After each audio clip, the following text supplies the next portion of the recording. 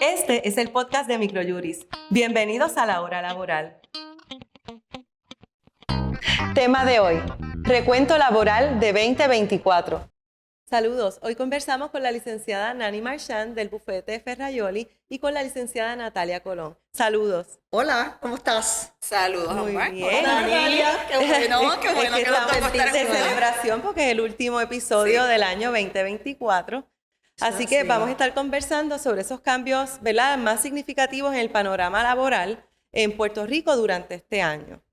Natalia, el aumento del salario a 10.50 por hora pues generó debate, ¿verdad?, en el 2024. Muchísimo. Te quería preguntar, desde tu perspectiva, ¿qué reflexiones nos puedes compartir sobre ese impacto en ese salario mínimo? Pues mira, yo creo que deben ser dos, por lo menos lo veo como dos reflexiones que coexisten, pero son distintas, ¿verdad? La jurídica, que es que evidentemente, tanto desde la perspectiva del juez de instancia, desde la decisión del Supremo de no querer acoger ver el caso mediante un recurso extraordinario y la determinación del Tribunal de Apelaciones, el texto de la ley era absolutamente claro y por lo tanto al no haber ambigüedad ni tener que recurrirse a interpretaciones sobre intenciones legislativas como se presentaba como parte de los argumentos en el foro de instancia, pues el resultado era el que era bastante predecible, ¿verdad? O sea, una ley que entró en vigor, que se debió cumplir, que a mí me parece que haber llevado el pleito en el momento en que estábamos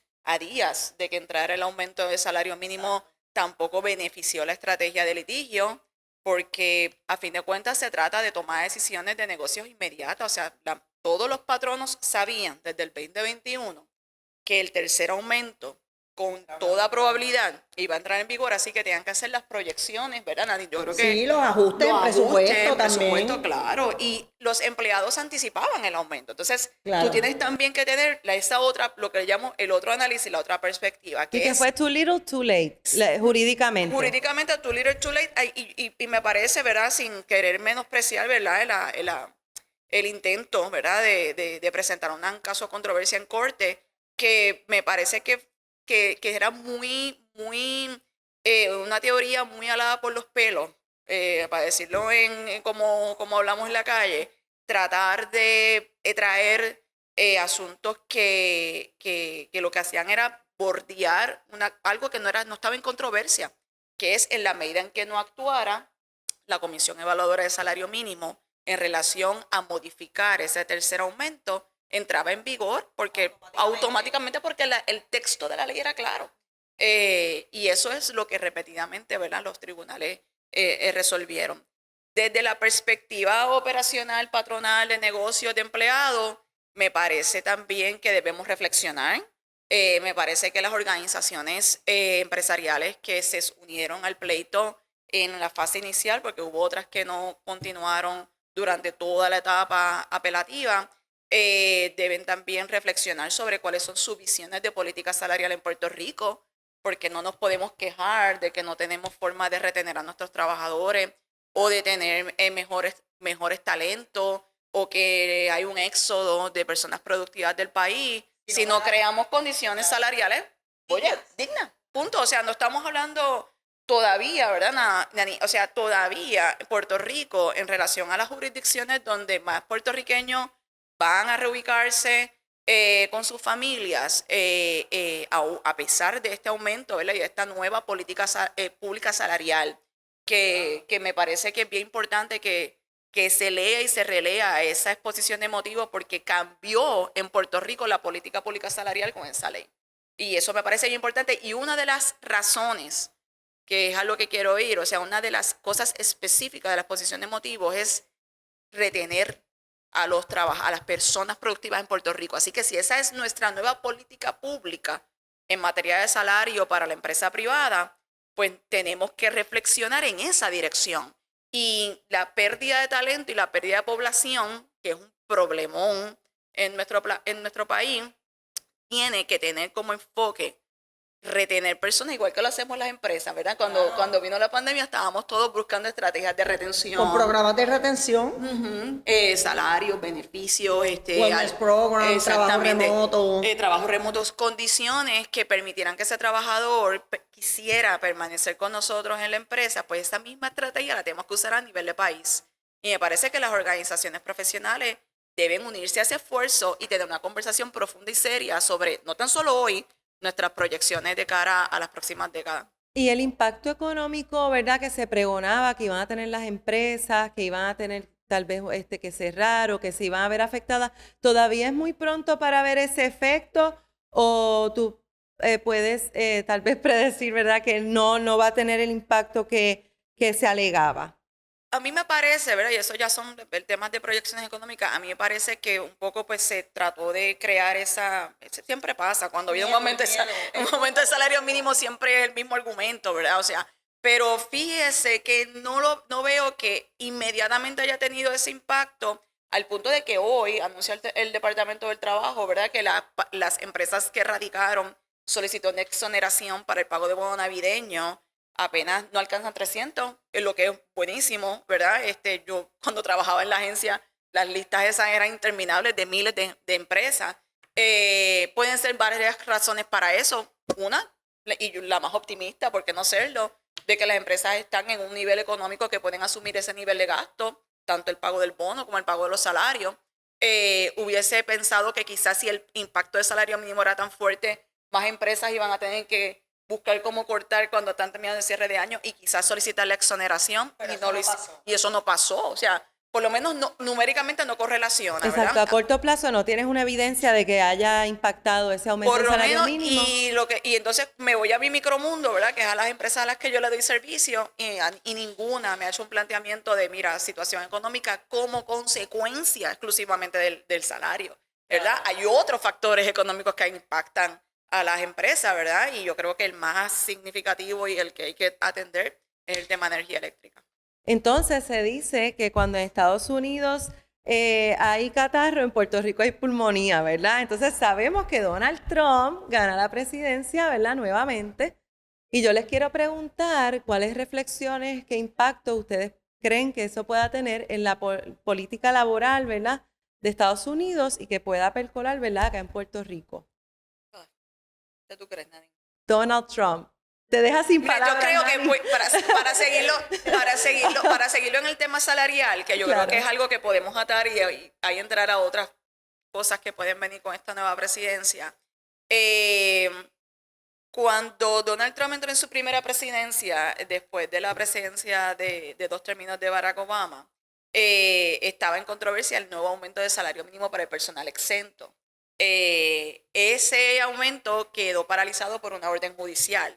Y estamos exactamente en el mismo punto histórico, con el mismo presidente. Mucha gente cuando reaccionó, porque pues, vamos a darle para adelante, ¿verdad? Ahora el 2024, el aumento del salario mínimo de los empleados exentos a nivel continental, en Estados Unidos continental, porque en Puerto Rico sabemos que no nos aplicaron el reglamento, nos pusieron un footnote, por ahí viene el de ustedes. Ahí nos quedamos esperando. Como ha pasado en otras ocasiones. Ahí viene el de ustedes, ¿verdad? O sea, nos mantienen ahí como congeladitos en el tiempo. ¿Y qué ocurrió en ese momento? Pues en ese momento no se entraron unos cambios de administración, cambios de visión de política pública, pero Donald Trump no tiró abajo el reglamento del aumento de salario mínimo a los exentos. Utilizó una modificación de la percentila económica para ajustar el aumento. Así que no fue del todo, no, esto no va, sino no va en ese nivel de aumento que era sustancial, que es lo que va a pasar hoy, o pasó, porque el aumento entró en vigor. O sea, así que yo no necesariamente veo que porque Donald Trump haya vuelto a la presidencia de los Estados Unidos y está próximo a asumir ese cargo nuevamente, vamos a ver una Casa Blanca decir no, ese aumento no va. Yo creo que eso afectaría mucho de la base de trabajadores de cuello azul y de cuello blanco de gerencia baja, que se beneficiarían enormemente de que este aumento en efecto entre en vigor y que él probablemente lo que haga es una estrategia de Sí, y yo tampoco veo o anticipo que vayan a haber unos cambios significativos en la legislación laboral para como la para conocemos. Y en el clima laboral, porque por ejemplo me hablaste en cuestiones de implementación de políticas laborales, pero el asunto, por ejemplo, del discrimen, ¿verdad? Que sabemos que es un presidente que, ¿verdad?, ha hecho expresiones y tiene esta política migratoria, ¿verdad?, un poco terrible. Les quiero preguntar, ¿verdad?, esos ámbitos laborales y esos discrimen tal vez contra hispanos, negros, o sea, ustedes pueden ver que él ganando la presidencia puedan ser temas que se puedan recrudecer no solamente en las calles, ¿verdad?, sino también en los lugares de ámbito laboral. Bueno, yo quiero pensar que cada día nos vamos moviendo hacia un mundo de mayor inclusión, de mayor diversidad, ¿verdad? De mayor tolerancia. También quiero pensar que los libros están llenos de legislación estatal y federal que protegen y prohíben todo ese tipo de discrimen, ¿verdad? Incluyendo discrimen por tu condición social, por tu raza. Así que yo tengo la esperanza de que no necesariamente vamos a ver un impacto significativo en ninguna de la legislación laboral ni en la interpretación de la legislación laboral.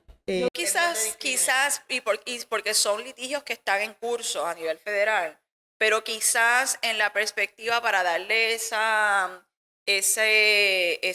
premio a su base conservadora religiosa, sí vería quizás aspectos puntuales sobre temas, por ejemplo, de transgénero, sobre uso de los baños, de derechos reproductivos, quizás por ahí dirigido a reglamentar y de alguna manera prohibir expresamente cosas que ahora mismo se están interpretando a raíz de las guías de las nuevas guías de la EEOC. Pero más allá de eso, creo que sí puede pasar que veamos que se revierta la reglamentación de la era de Biden sobre contratistas independientes y volvamos a la era de contratistas independientes de Trump. Dios mío, no puedo más con un cambio más. Mira, ya mi mente está llena de tantos cambios que no puedo. Eso lo preveo y que tumbe el reglamento, aunque está paralizado ahora mismo por disposición de una decisión judicial de distrito.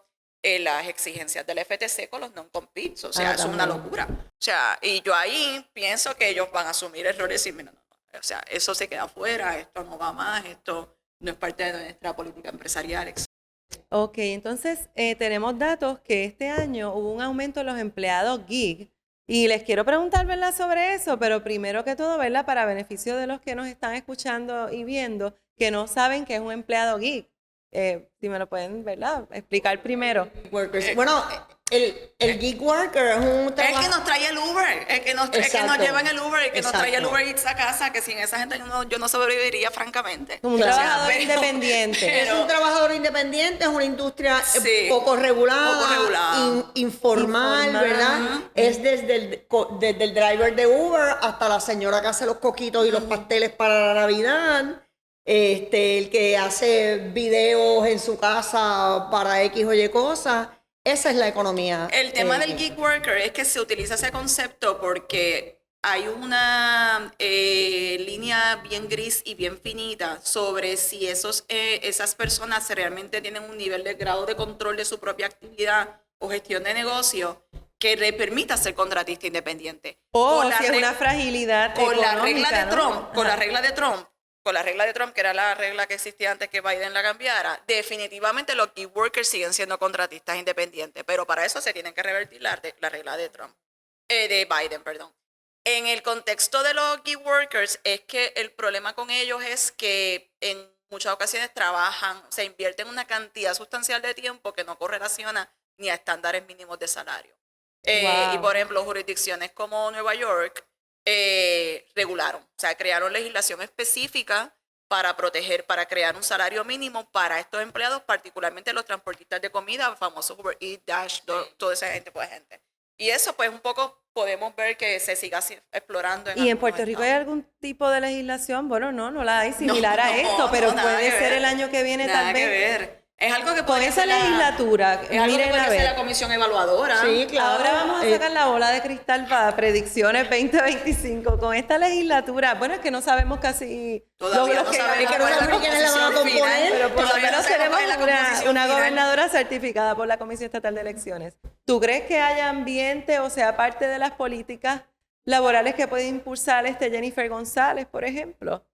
Mira, no sé. Para mí es una total especulación. Sí. Ya, yo No, claro, pero ya nos están pidiendo Sí, que sí, especulemos. pero no, yo sé, estamos pero en no. Navidad en un podcast, podemos especular. Exacto, en la esto es un corte. podcast y es Navidad. De verdad, no. Yo pienso que la visión va a ser interesante entre un presidente del Senado a través del senador Rivera Schatz, que es bastante partidario a políticas laborales que propendan a mayor protección y beneficio a los trabajadores, versus nuestra nueva gobernadora electa, que es tiene, ¿verdad? Ya se representa como una persona de visión republicana de gobierno y republicana en términos de ideología. Y eso no necesariamente la pone en un lugar en donde el proteccionismo a favor de los trabajadores sea su norte como política pública, y quizás una estrategia de mayor apertura a la gestión de negocios y a dejar hacer a un laissez-faire con el tema laboral. Sí, más una visión de manos afuera. Manos afuera. Yo preveo que eso puede pasar. Entonces, Nani, por ejemplo, en esa misma línea, en el 2024, vimos la aprobación de la ley contra el discrimen por razón de estilos de cabello. ¿Tú visualizas que el año que viene, con un mercado laboral más centrado tal vez en la erradicación, en atender la erradicación de este tipo de discrimen? O sea, tú me estás preguntando si yo entiendo que esa ley va a promulgar el que haya menos discrimen. Bueno, obviamente la conducta está prohibida, ¿verdad? Usted no puede tomar medidas discriminatorias en contra de alguien que utilice peinados protectores que típicamente se asocien con una raza o por la textura de su cabello. Así que sí, yo tengo que pensar que esa es una pieza legislativa adicional que, ¿verdad? que está prohibiendo y proscribiendo el discrimen. Así que hay otra ley más en los libros. Sí. Sí, que tú crees yo siempre pensé que no era necesaria. Pero Claro, yo igual, o sea, no creo que esa pieza legislativa hacía falta en los libros. Yo creo que el discrimen por raza y por género y por condición social estaba protegido desde nuestra Constitución. Así que no hacía falta poner una ley ahí, pero bueno, ahí está. Pero veremos en el resultado de casos o controversias que se presenten, o la misma radicación que pueda hacer la agencia que viene obligada a administrar esto, que es el Departamento del Trabajo.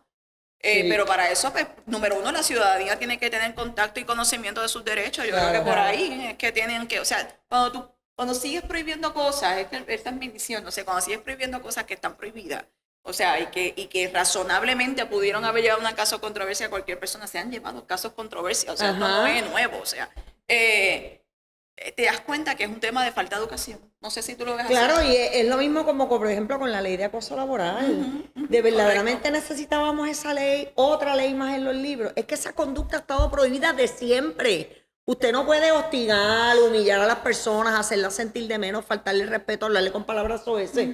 Entonces, claro, la definición tiene esos 9 elementos que los tienes que cumplir todos. Así que para tú poder presentar un caso de acoso laboral, la vara es bien alta. Y un caso de acoso laboral exitoso, conforme el texto de la ley, es complicado. Puede que sea conducta ilegal, puede que sea conducta que no vamos a permitir, puede ser conducta que yo la proceso, pero no necesariamente es acoso laboral. Estoy de acuerdo. Así que... Y lo ves con las reclamaciones.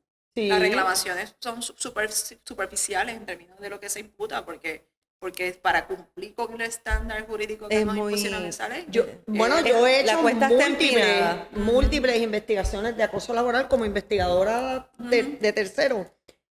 Y rara es la vez. Ahora mismo no viene ni un solo caso a la mente donde yo haya encontrado que en efecto hubo acoso laboral.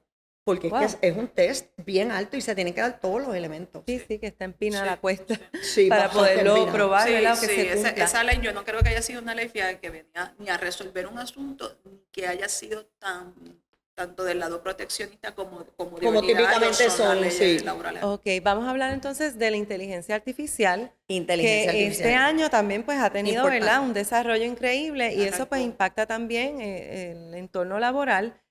Y el Departamento del Trabajo Federal pues publicó, ¿verdad?, unas guías fundamentales sobre cómo los patronos pueden implementar la inteligencia artificial de manera ética y responsable. Claro. Entonces, ¿cuáles son los principios claves de la guía, ¿verdad?, que los patronos deben tener en mente para este 2025?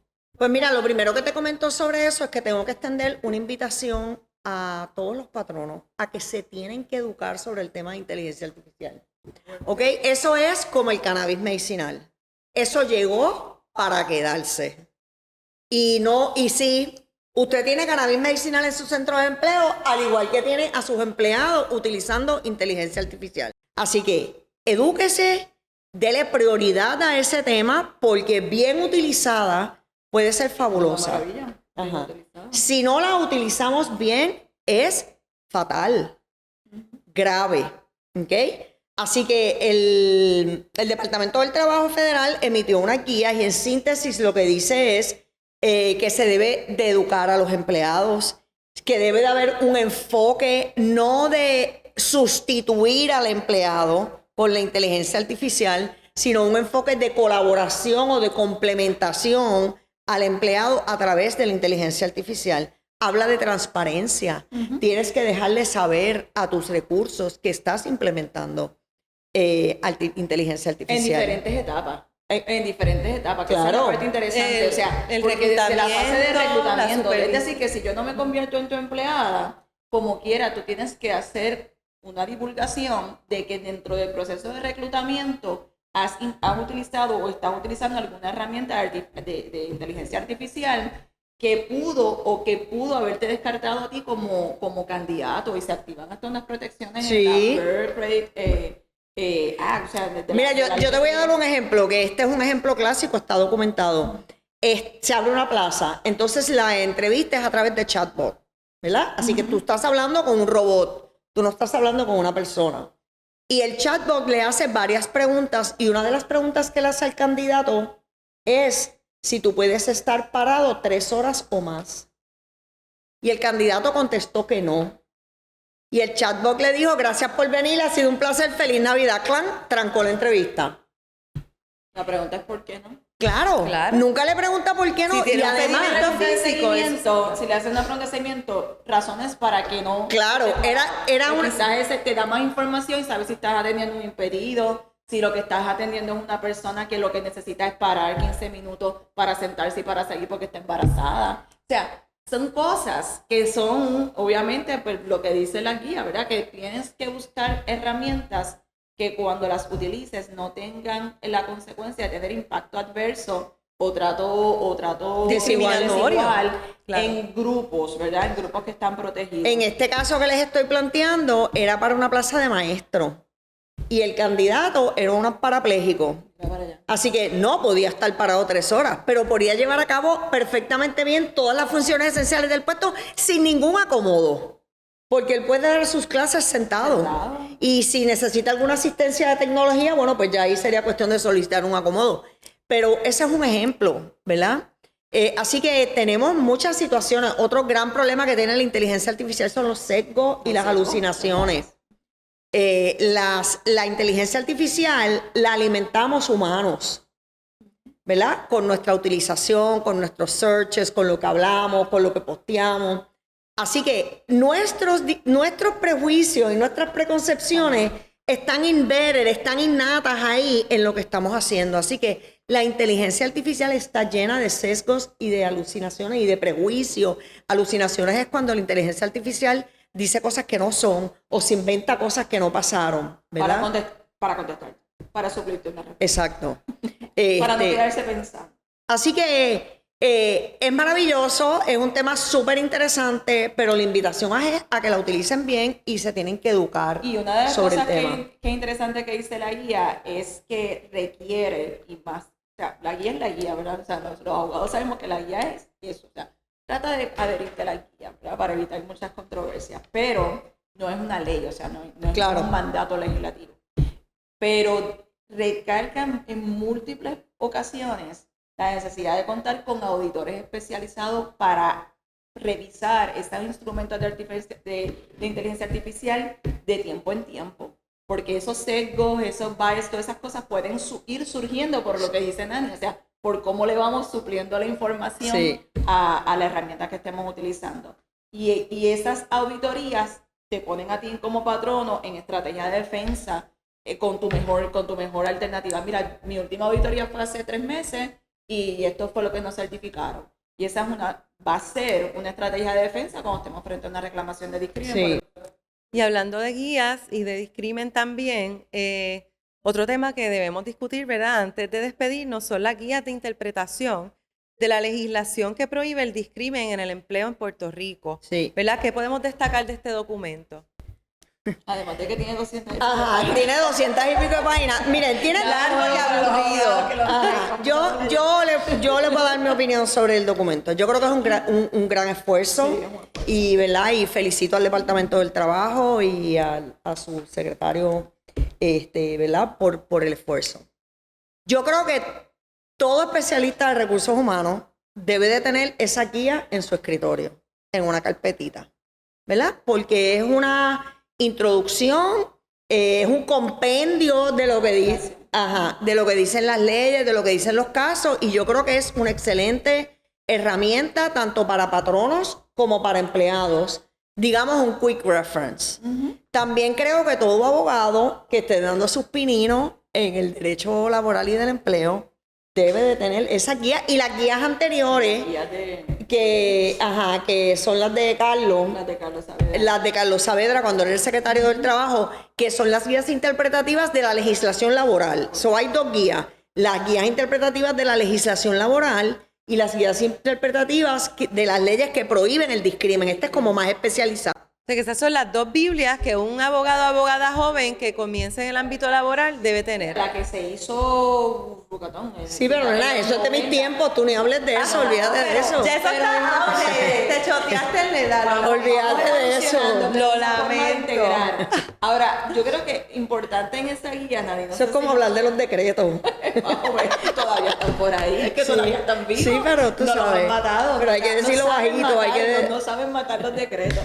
Pero déjame decirte algo que trae esa guía que me parece bien puntual y creo que va a ser fuente de mucha controversia. A ver. Que es la ley especial sobre los cuidadores informales. Y cómo se enmendó la ley de jornada de trabajo behind the doors cuando crearon esa ley, que es una ley realmente que administra el Departamento de la Familia, pero tiene una enmienda a la ley de jornada de trabajo. Y en este país que tenemos, volvemos, hablando de lo que hablamos al principio, el reto demográfico, ¿verdad? De la pirámide invertida, todos, si no el 80% de la población, somos o nos estamos convirtiendo en cuidadores informales de nuestros parientes, de nuestros compañeros, etc.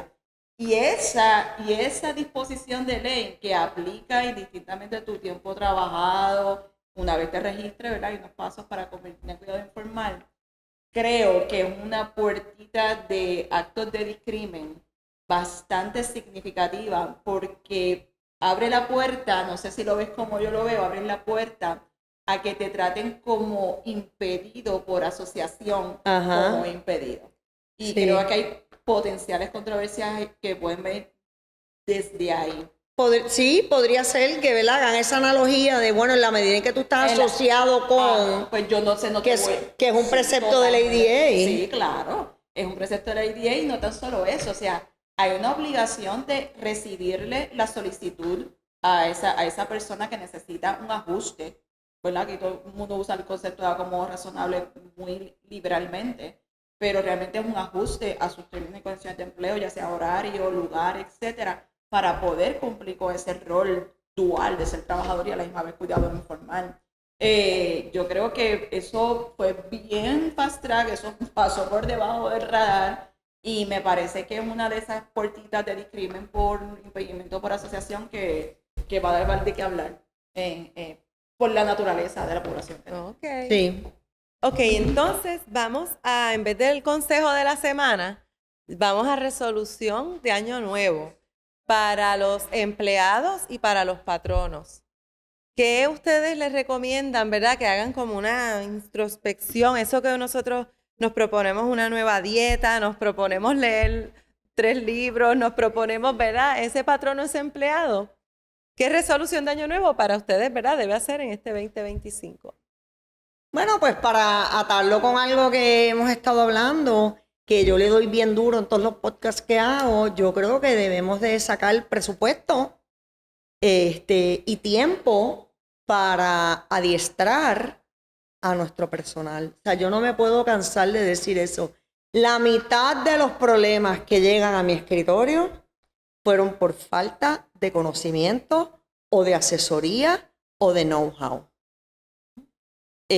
Si la gente supiera lo que se supone que sepan, no tienen que ser abogados ni especialistas en recursos humanos, si los supervisores, si los gerentes, si los directores, si la senior VP, los chief, supieran lo que tienen que saber porque están manejando recursos humanos, tú y yo tendríamos la mitad del trabajo que tenemos ahora. Claro, Así que no sé si darle ese consejito. No sé si darle ese consejito. ¿Y tú, Natalia, qué resolución propones? La palabra housekeeping. Yo creo que este año del 2025 va a empezar como un año en donde tenemos que mirar todos esos expedientes de personal y asegurarnos que están de la A a la Z en cumplimiento, particularmente los temas de inmigración. Va a venir. Ese es el enfoque de la administración del presidente Trump. Van a buscar dónde están esos trabajadores que están por ahí a media ascua en su proceso de tener su permiso para trabajar en Estados Unidos. Y me parece que eso es una de las cosas más fáciles de uno fallar, el formulario de I-9, no tenerlo complementado correctamente a tiempo. Y con eso aprovechar, ya, y siguiendo esa misma línea de Nani, pues mira, utiliza ese momento donde estás auditando tus expedientes personal para mirarlo todo. O sea, para mirar que tenga todos los cumplimientos de las leyes básicas en Puerto Rico, que tus procesos disciplinarios estén debidamente diseñados, que la gente, los patronos pierden perspectiva para que uno quiera el expediente personal, que el expediente médico esté separado y confidencial. Importante. Sí, a mí me encanta, digo, a mis clientes no le pasa, pero no, yo he llegado a nuevos clientes y yo me dicen que aquí está todo, yo hago Ay, empieza Dios la mío. compulsión, entonces yo me lo llevo y entonces empezamos con el proceso. Pero son cosas que parecen, ¿sabes? Que lo hacemos tan automáticamente que perdemos perspectiva donde podemos. Fallando en lo básico. Pues muchas gracias entonces a ustedes por su tiempo en el episodio de hoy y todos los episodios que hemos tenido este año. De verdad se los agradezco de corazón. Les deseo feliz Navidad, próspero año nuevo y a ustedes también que nos están sintonizando. Muchas felicidades y hasta la próxima.